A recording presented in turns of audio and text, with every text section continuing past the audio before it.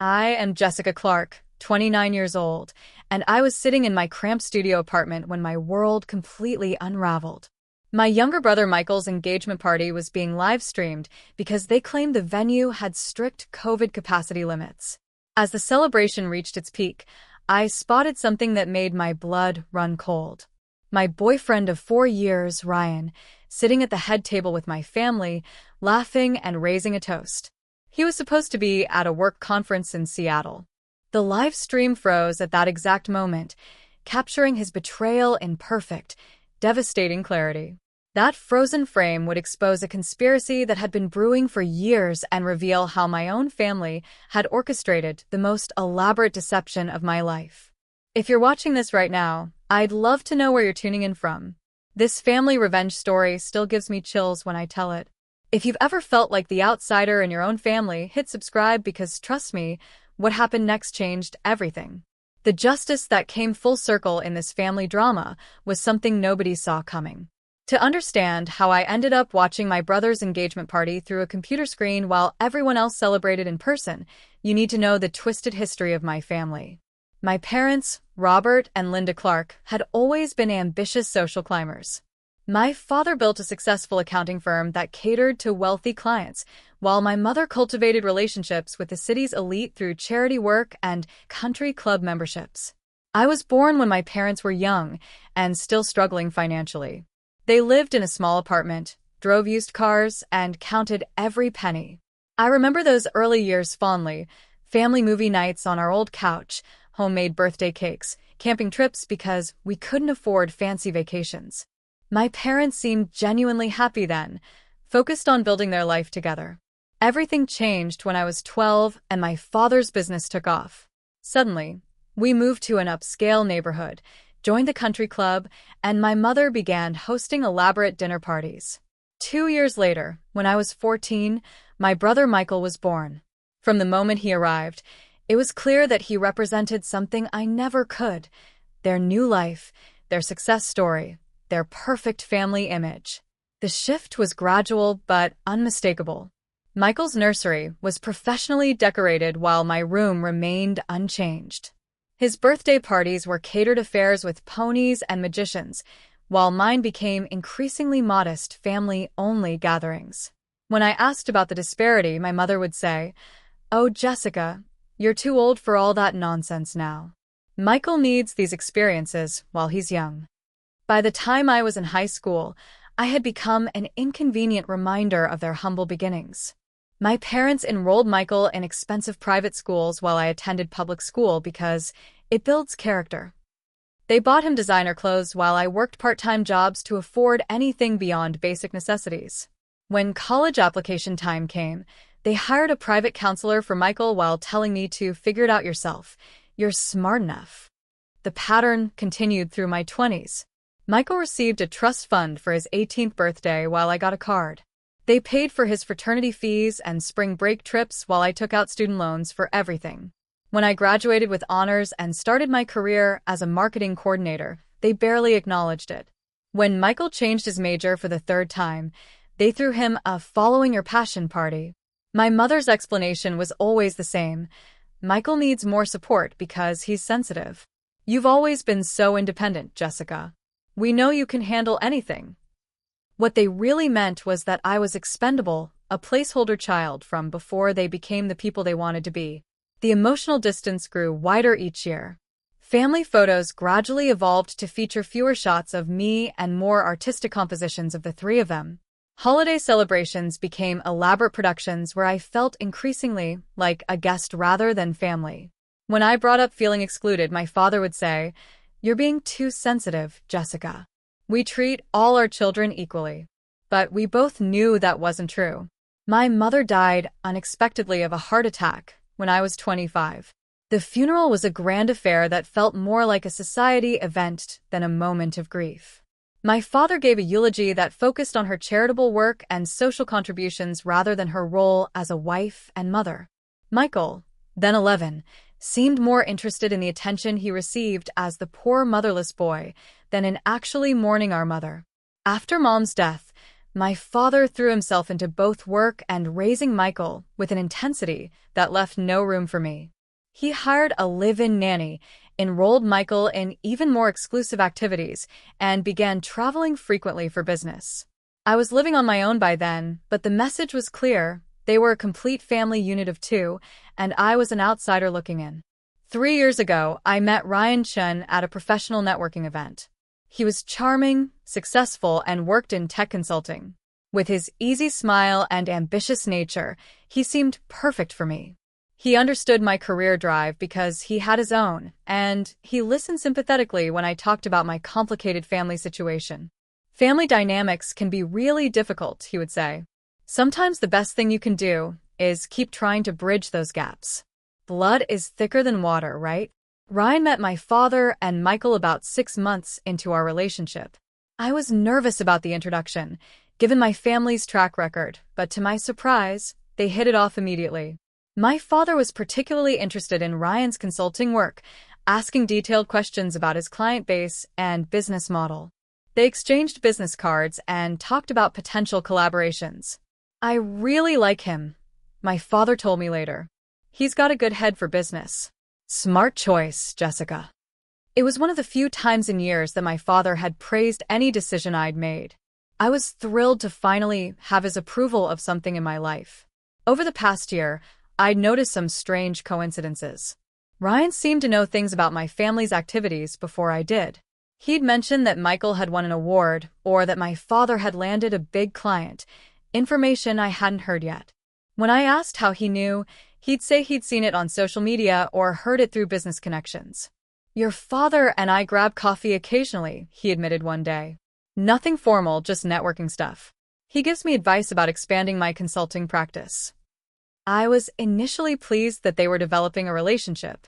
After years of feeling like my family barely tolerated my existence, having my boyfriend integrated into their circle felt like progress.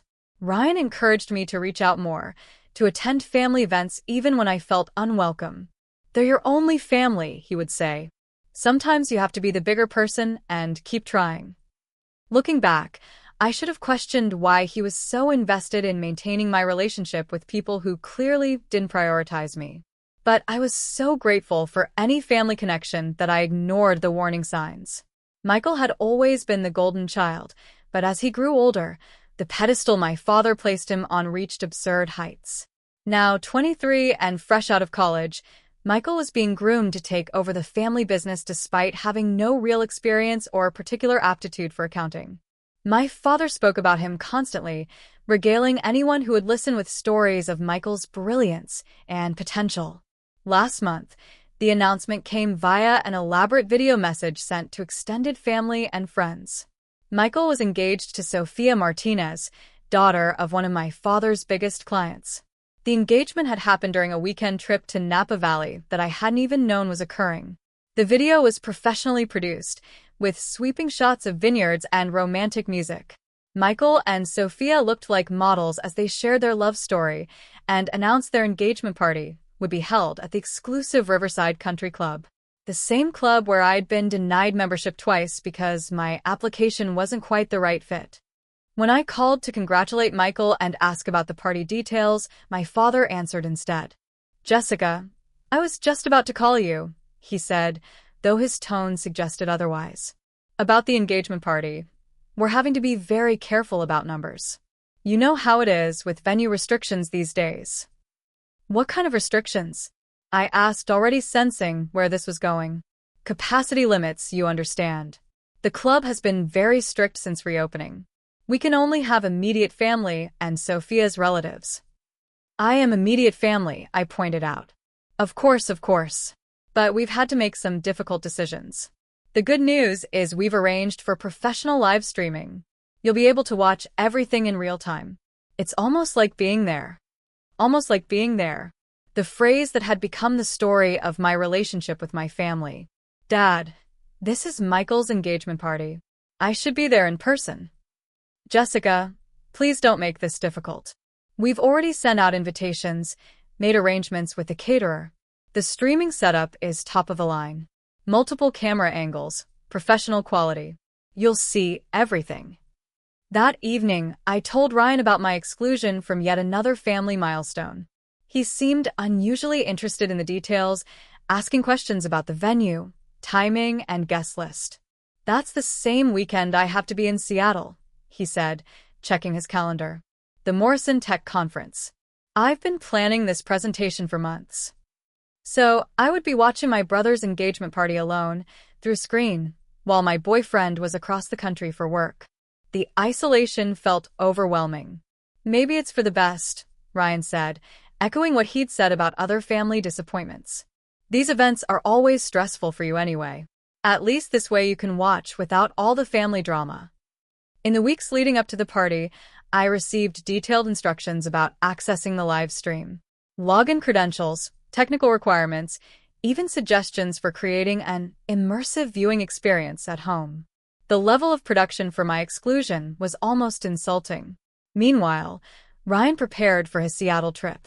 He bought new clothes, updated his presentation materials, and talked constantly about the potential clients he might meet. "This could be a game changer for my business," he said. "If I land even one of these accounts, we might be able to afford that bigger apartment we looked at." The night before Ryan was supposed to leave for Seattle, I was using his laptop to order dinner when a notification popped up. Without thinking, I clicked on it. It was a hotel confirmation for the Riverside Resort, less than 5 miles from the country club where Michael's party was being held. The reservation was for the entire weekend, for 2 guests. My hands shook as I stared at the screen. There had to be an explanation. Maybe it was an old reservation, or perhaps someone else with his name. I quickly closed the email and shut the laptop, but the sick feeling in my stomach wouldn't go away. When Ryan came out of the shower, I almost confronted him about the hotel reservation. But something held me back, maybe self-preservation, maybe fear of the answer I might get.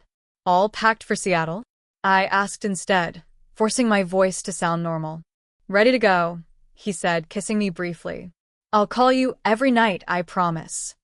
The morning Ryan left, he seemed different. Distant, almost formal.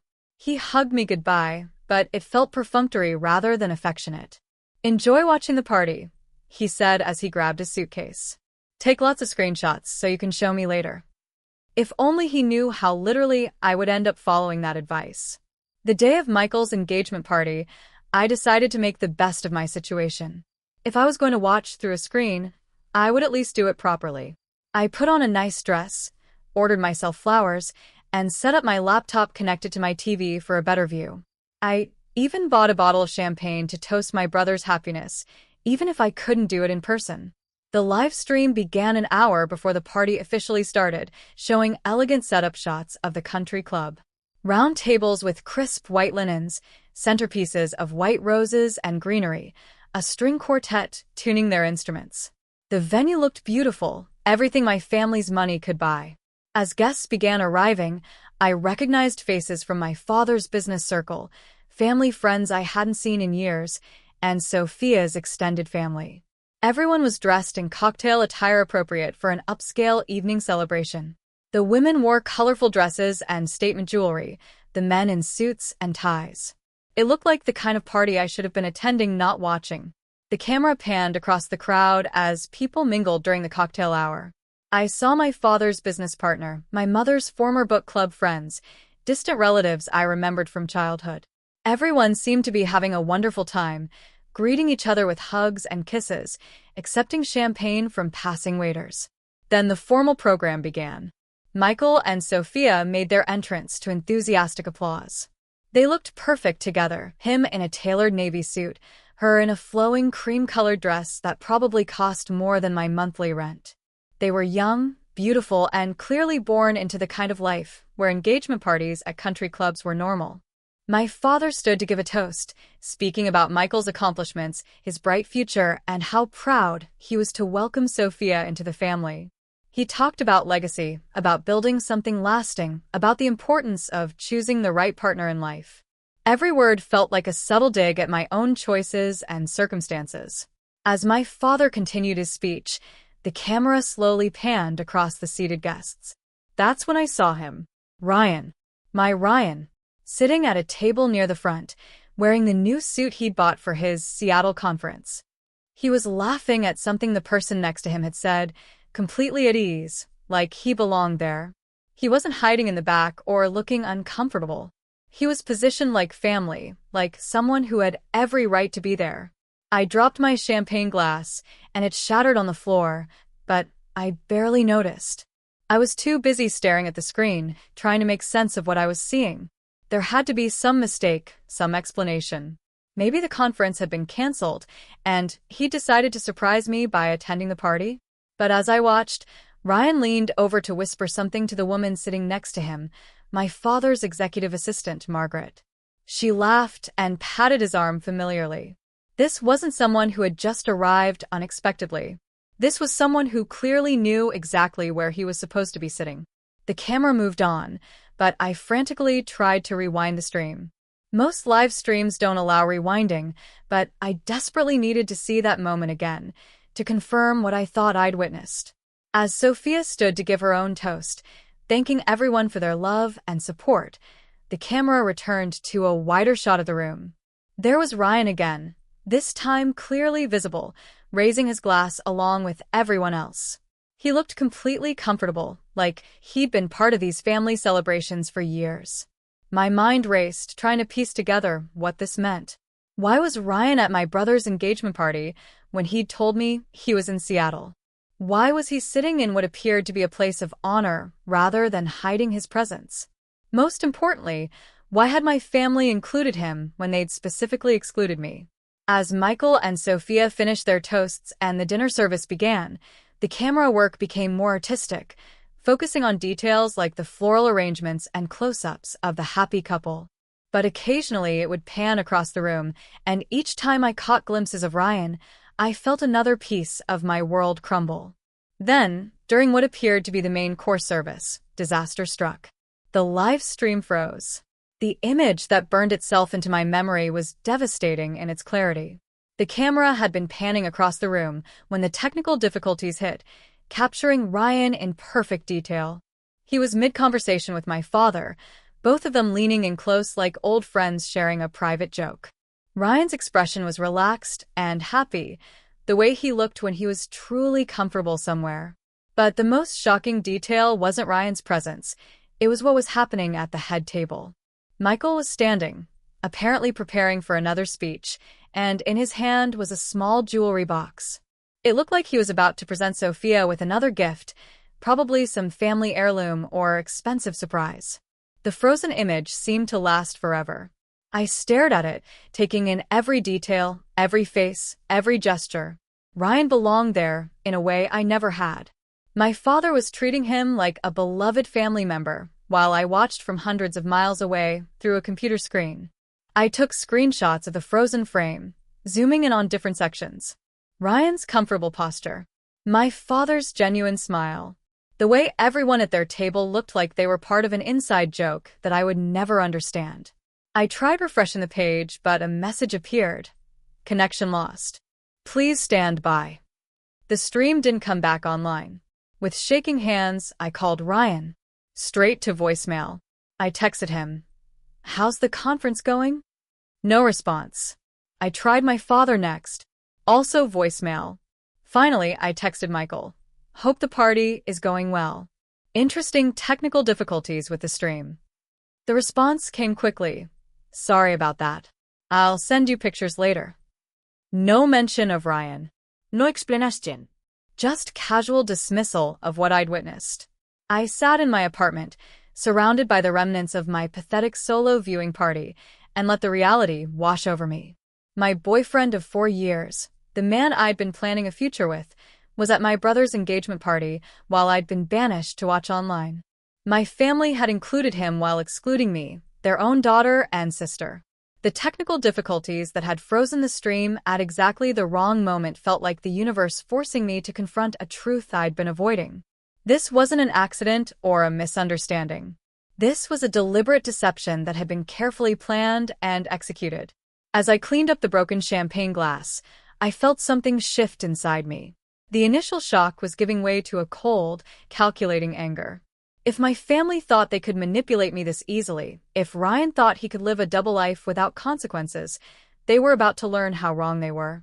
I spent the rest of that evening in a strange, focused state, taking notes about everything I'd observed and every question that needed answering.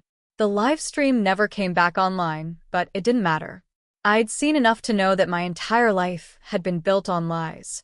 The next morning, I began what would become an intensive investigation into the web of deception surrounding me.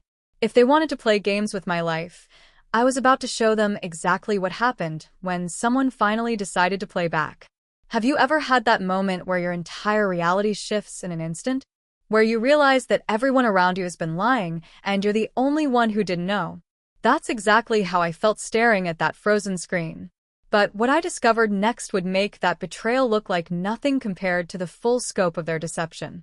The day after the engagement party, I woke up with crystal clear purpose despite having barely slept. The shock had crystallized into determination.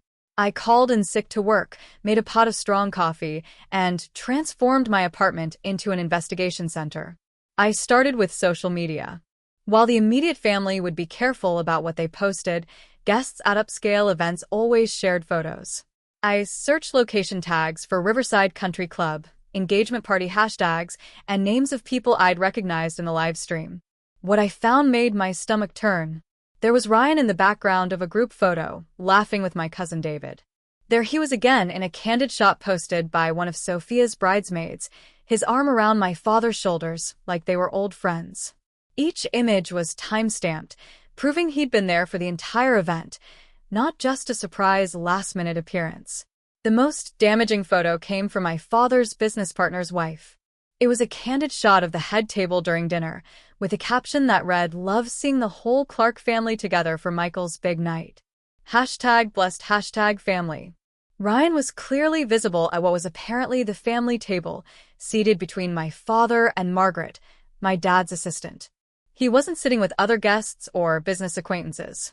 He was positioned as family. But I was nowhere to be seen in any photo, despite being Michael's sister. I moved on to investigating Ryan's supposed Seattle trip. I checked the Morrison Tech Conference website and found their attendee list. Ryan Chin was not registered. I called the hotel where the conference was being held, claiming to be his assistant needing to reach him urgently. No guest by that name was registered. Meanwhile, I found multiple credit card charges on our shared account from local restaurants and shops near the country club throughout the weekend. Ryan hadn't just attended the party. He'd spent the entire weekend in town, probably staying at that hotel reservation I'd glimpsed on his laptop. The evidence was mounting, but I needed to understand the bigger picture. How long had this been going on? Why had my family included Ryan while excluding me? What was I missing? I remembered that Ryan and my father had mentioned grabbing coffee and discussing business. I decided to dig deeper into their relationship. Through LinkedIn and business registration records, I discovered something shocking. Ryan's consulting company had been receiving regular payments from my father's accounting firm for the past 18 months. Not occasional consulting fees, but substantial monthly retainers that had never been mentioned to me. According to the public filings I could access, Ryan's company was listed as providing family financial consulting and management services to Clark and Associates. What kind of family financial consulting required secrecy from the family member it was apparently meant to benefit? I spent the afternoon calling former employees of my father's firm. Most were reluctant to talk, but eventually I reached Sandra, who had been my father's bookkeeper for 5 years before leaving abruptly last year. I wondered when someone would start asking questions, she said when I explained what I discovered. I left because I couldn't be part of what they were doing anymore. What were they doing? Your father hired Ryan to monitor your activities and report back. At first, it was just financial, making sure you weren't planning to make any legal claims on your mother's estate or the family business. But it expanded from there. My mother's estate. I never thought to question the details of her will because I'd been so consumed with grief. My father had handled everything, telling me there wasn't much left after medical bills and debts. What do you mean it expanded? I asked Sandra. Ryan was providing regular reports on your career progress, your relationships, your living situation. Your father wanted to know if you were successful enough to potentially challenge his financial decisions, or if you were struggling enough that a small inheritance would keep you satisfied. The manipulation ran deeper than I'd imagined. Ryan hadn't just been my boyfriend. He'd been my handler, my surveillance system, my father's way of controlling me without me even knowing it. There's something else, Sandra continued. Your father's been moving money around for years, shifting assets between different business entities and family trusts. I think he's been hiding the true value of your mother's estate and the family business. That evening, I called my mother's sister, Aunt Helen, who lived across the country. We'd lost touch after Mom's funeral, partly because my father had claimed she was too upset to maintain contact with the family. Jessica. Aunt Helen sounded shocked to hear from me. I've been trying to reach you for years. Your father's lawyer kept sending letters saying you didn't want contact with your mother's side of the family. Another lie. Another manipulation. I had no idea, I said, my voice breaking. I thought you didn't want to talk to me. Sweetheart, I've been worried sick about you. Your mother made me promise to look out for you if anything happened to her. She was so concerned about your father's priorities, especially after Michael was born. Over the next hour, Aunt Helen filled in pieces of my family history that my father had deliberately obscured. My mother had inherited a substantial amount from her own parents, which had provided the initial capital for my father's business expansion. She'd also maintained a separate life insurance policy that should have provided additional security for both Michael and me. Your mother wanted to make sure you were protected, Aunt Helen explained. She set up a trust that was supposed to mature when you turned 25. When I didn't hear from you, I assumed your father had handled everything properly. I had turned 25 4 years ago. I'd never received any trust distribution or even been told such a trust existed.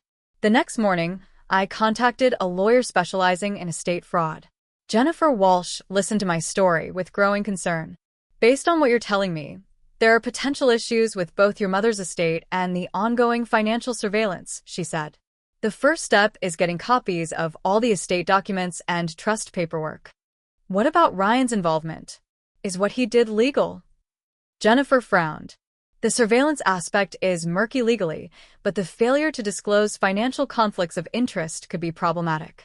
If he was paid to monitor you while representing himself as your boyfriend, that could constitute fraud under certain circumstances. Armed with legal advice, I began the formal process of requesting estate documents and trust information. I also started documenting everything I could about Ryan's activities and payments from my father. That evening, Ryan finally called. Hey, babe, he said, his voice carefully casual. Sorry I haven't been in touch. The conference was incredible, but the schedule was insane. How was your weekend? I took a deep breath, choosing my words carefully. It was interesting. How was Seattle? Amazing. I think I landed 2 new clients. This could really change things for us. Every word was a lie, delivered with practiced ease. That's great, I said. I had some technical difficulties with Michael's party stream, but I caught most of it. There was a slight pause. Oh, right, that was this weekend. How was it? How was it? As if he hadn't been there, laughing with my family while I watched alone through a computer screen. It was fine. Michael seemed happy. Did you know he was getting engaged? I think you mentioned it a while ago. Good for him. Another lie. If Ryan had been attending family events, he would have known about the engagement long before I did. When are you coming home? I asked. Tomorrow afternoon. Can't wait to see you. After he hung up, I sat in the darkness of my apartment and felt something fundamental shift inside me. Ryan wasn't just my boyfriend who had been hiding things from me. He was an active participant in a conspiracy to control and manipulate my life. My father wasn't just a distant parent who favored his younger child. He was someone who had deliberately stolen from me while using my boyfriend as a spy to ensure I never found out. I spent that night planning my approach. I couldn't confront them directly, without more evidence. I needed to understand the full scope of what they'd done and document everything before they realized I knew the truth. The next afternoon, I prepared for Ryan's return. I set up a small recording device, made sure my phone was fully charged for additional recording, and rehearsed the questions I wanted to ask. When I heard his key in the lock, I was ready. Jessica. Ryan entered with his usual charm, setting down his suitcase and coming over to hug me. I missed you so much. His embrace felt like a performance now that I knew the truth. I missed you too, I said. Tell me about the conference. For the next 20 minutes, Ryan spun an elaborate story about presentations, networking events, and potential clients. He had details about restaurants in Seattle, mentioned specific sessions he'd supposedly attended, and even showed me business cards from people he claimed to have met. The level of preparation for his lies was impressive and horrifying. Finally, I decided to test him. You know what's funny? I could have sworn I saw someone who looked exactly like you in one of the photos from Michael's party. Ryan's expression didn't change, but I caught a slight tension in his shoulders. Really? That's weird.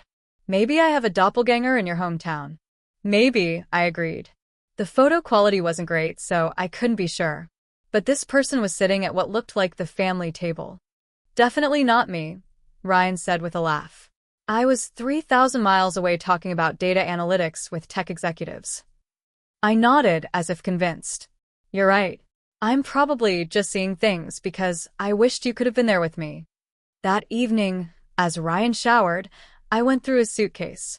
Hidden in a side pocket, I found the real evidence I needed, a thank you card from Michael and Sophia, thanking him for everything you've done for our family and hoping he'd enjoyed the party. The card was signed, with love and gratitude. I photographed the card and quickly put it back before Ryan finished his shower. Over the next few days, I continued my investigation while maintaining a normal facade with Ryan. I discovered that the trust my mother had established contained nearly $200,000 that should have been distributed to me years ago. The life insurance policy had provided another $150,000 that had somehow been absorbed into estate expenses, according to my father's accounting. I also found evidence that my father had been systematically undervaluing his business assets to avoid paying Michael and me our rightful inheritance percentages outlined in my mother's will. The consulting fees paid to Ryan weren't just for monitoring me, they were also for helping to hide money in complex financial structures that would be difficult for me to discover or understand. The most devastating revelation came when I found email communications between Ryan and my father discussing my emotional stability and potential legal threats. They had been analyzing my behavior, my career moves, even my relationships with friends, all to determine how much of a risk I posed to their financial arrangements. In one email, my father wrote, "Jessica seems content with her current situation. As long as she remains focused on her career and doesn't ask too many questions about Linda's estate, we should be able to maintain the current arrangement indefinitely." Ryan had responded, "She trusts me completely.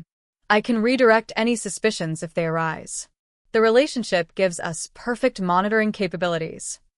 They weren't just stealing from me. They were using my own boyfriend to ensure I remained isolated, uninformed, and compliant. I spent a week gathering evidence while pretending everything was normal.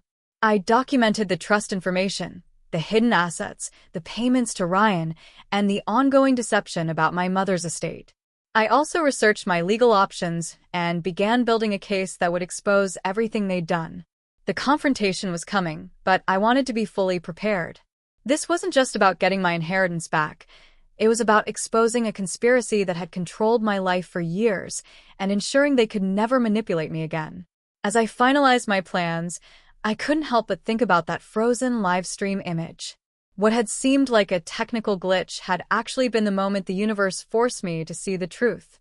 Without that frozen frame, I might have continued living in their carefully constructed lies indefinitely. Sometimes the worst betrayals lead to the most important revelations. And I was about to make sure everyone involved learned exactly what happened when their victim finally fought back. 2 weeks after discovering the full scope of their deception, I was ready to strike back. I had consulted with Jennifer Walsh, my attorney, and forensic accountant Margaret Torres. Together, we had built an airtight case that documented years of financial fraud, hidden assets, and conspiracy. The evidence was overwhelming. My mother's trust had been illegally diverted. Life insurance proceeds had been hidden. Business assets had been systematically undervalued and shifted to avoid inheritance obligations. And Ryan had been paid over $75,000 over the past 18 months to monitor and manipulate me. "We have enough here for both civil recovery and potential criminal charges," Jennifer explained during our final strategy meeting. The question is how you want to proceed. I knew exactly how I wanted to proceed. My plan was surgical and devastating. I would expose everything publicly while simultaneously pursuing legal action that would freeze my father's assets and force him to account for every dollar he'd stolen from me. The timing had to be perfect. Michael's wedding was scheduled for next month, another lavish affair at the family estate that I presumably wouldn't be attending. But this time, I wouldn't be watching from the sidelines. I started by sending detailed information packages to the State Attorney General's office, the IRS Fraud Division, and the state board that regulated my father's accounting license. Each package contained complete documentation of the financial improprieties, along with a formal complaint requesting investigation. Simultaneously, I filed a civil lawsuit seeking recovery of my stolen inheritance plus damages. The lawsuit named my father, his business, and Ryan as defendants. The filing immediately triggered asset freezing orders that would prevent my father from moving money around while the case was pending. But the public exposure was where I would really make my impact. I created a comprehensive website documenting the entire conspiracy. Photos from the engagement party showing Ryan with my family. Screenshots of financial records showing the hidden trust funds. Email communications between Ryan and my father discussing their surveillance of me. Audio recordings of their lies and contradictions. The website was called The Truth About the Clark Family, and it laid out everything in chronological order, with supporting evidence for every claim. I made sure it was search engine optimized so anyone Googling my father's business or family name would find it. I also reached out to local business journalists who had covered my father's company in the past. The story of a successful accountant stealing from his own daughter's inheritance while using her boyfriend as a spy was exactly the kind of scandal that generated headlines. 3 days before Michael's wedding, I put the final phase of my plan into motion. I sent a certified letter to my father's office, with copies to his home and to Ryan, laying out everything I'd discovered and giving them 48 hours to contact me about settlement terms. The letter made it clear that I had documented everything and that legal action was already in progress. Within hours, my phone started ringing. First was my father, his voice tight, with controlled rage. "Jessica, what the hell do you think you're doing?" "I'm doing what I should have done years ago, Dad. I'm holding you accountable for stealing from me. Those are serious accusations. You could be sued for defamation. Everything on that website is documented and verifiable. I have copies of every financial record, every email, every piece of evidence. Sue me if you want, but you'll just be creating more publicity for the story." There was a long pause. "What do you want?" "I want everything that was rightfully mine.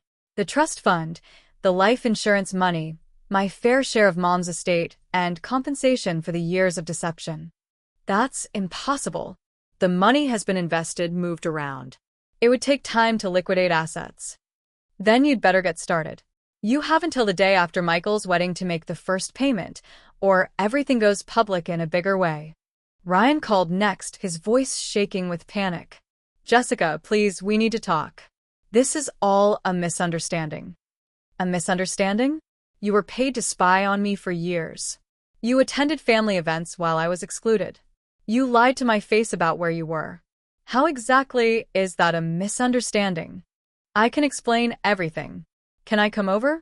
We need to talk in person." "No." "If you want to communicate, do it through lawyers. Our relationship is over, Ryan. It was never real anyway." "That's not true. I fell in love with you for real.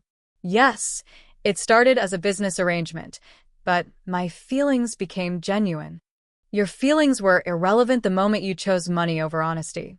You had dozens of opportunities to tell me the truth, and you chose to keep lying every single time." Michael called last, and his voice was different from the others. Younger, more confused than angry.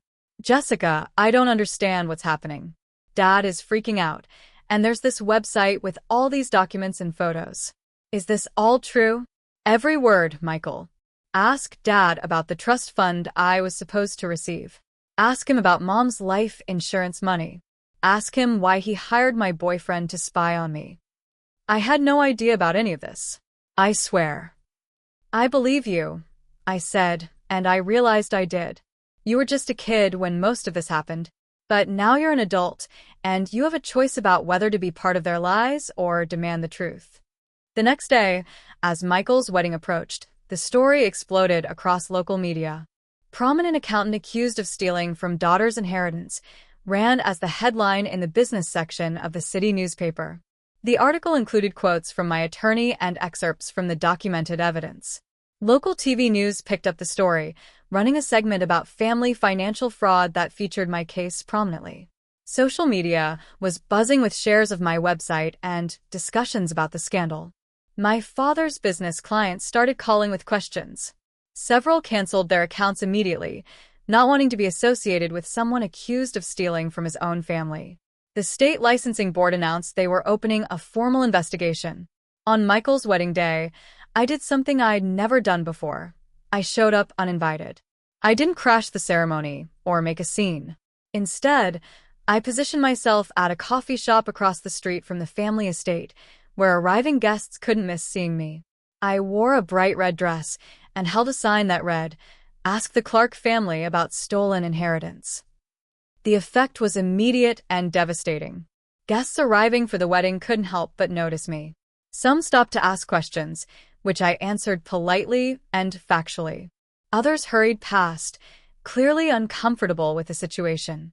Local news crews, alerted by my attorney, arrived to cover the protest outside the wedding venue. The optics were perfect, a lavish society wedding proceeding while the bride's sister-in-law stood outside with evidence of family financial fraud. Around noon, my father emerged from the estate and crossed the street to confront me. "Jessica, this is Michael's wedding day. Whatever issues you have with me, don't ruin this for him." "I'm not ruining anything, Dad. I'm standing on a public sidewalk with information about what you've done to me. If that ruins Michael's wedding, maybe you should have thought about that before you spent years stealing from me. We can settle this. Name your price." "I already did.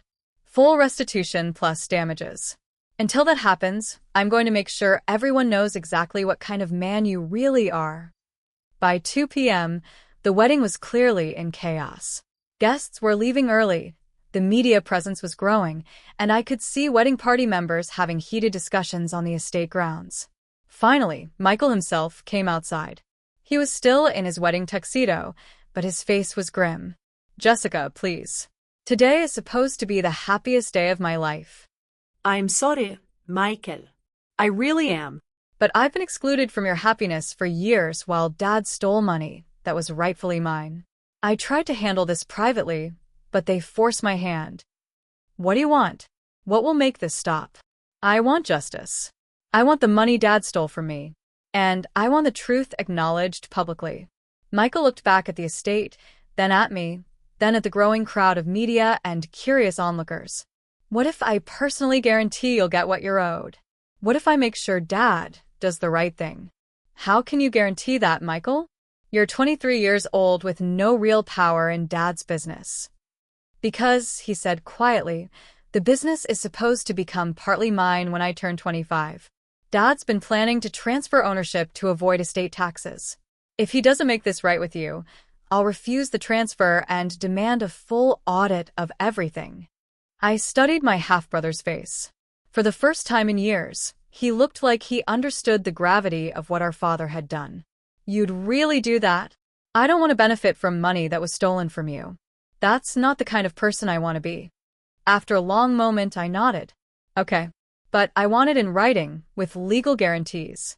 And I want regular updates on the progress." "Done."